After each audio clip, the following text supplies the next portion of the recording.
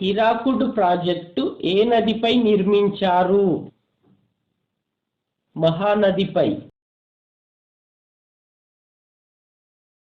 కోసి ప్రాజెక్టు ప్రయోజనాలను ఏ దేశాలు పొందుతున్నాయి? భారతదేశం, నేపాల్. వరద కాలువలు పూర్తిగా దేనిపై ఆధారపడి ఉంటాయి? వరద నీటిపై. జల విద్యుత్ శక్తికి గల మరో పేరు? తెల్లబొగ్గు. తుంగభద్ర ప్రాజెక్టు ఏ రాష్ట్రాల ఉమ్మడి ప్రాజెక్టు? ఆంధ్రప్రదేశ్, కర్ణాటక. భారతదేశంలో వ్యవసాయానికి మూలాధారం ఏది? ఋతుపవన వర్షపాతం. దామోదర ప్రాజెక్టు ఎవరు నిర్వహిస్తున్నారు?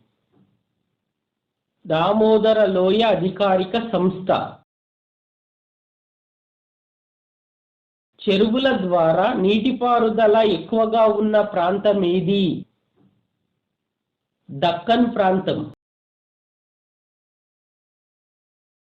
భారతదేశంలో అధిక నీటిపారుదల సాంద్రత ఉన్న రాష్ట్రం ఏది? పంజాబ్. జీవ కాలువల్లోకి నీరు దేని ద్వారా లభిస్తుంది? ఆనకట్టల ద్వారా. అటవీ భూమి అత్యధికంగా ఉన్న రాష్ట్రం ఏది?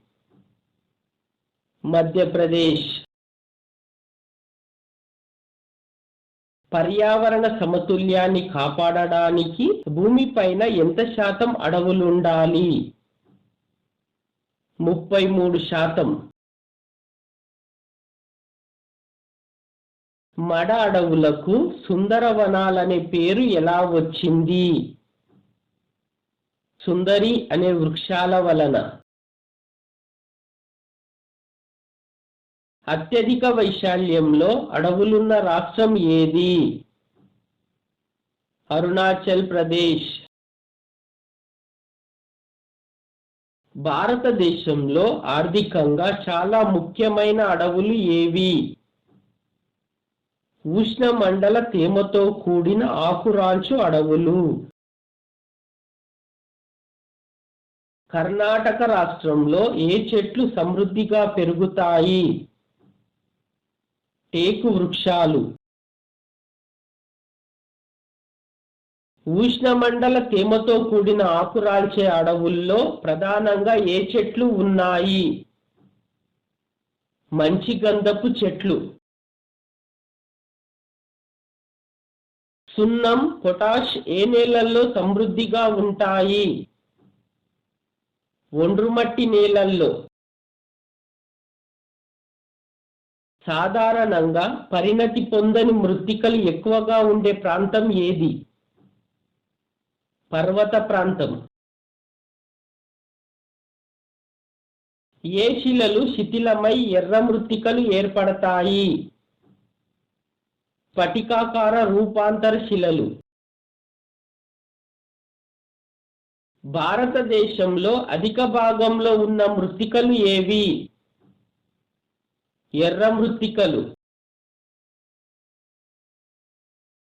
ఏ మృత్తికల్లో బంకమన్ను ఎక్కువగా ఉండి తేమను నిల్వ చేసుకునే శక్తి ఉంటుంది? నల్ల మృత్తికలు. మెత్తని రేణియుత అవక్షేపాలు నిక్షేపించడం వల్ల ఏ మృత్తికలు ఏర్పడతాయి? ఒండ్రు మృత్తికలు.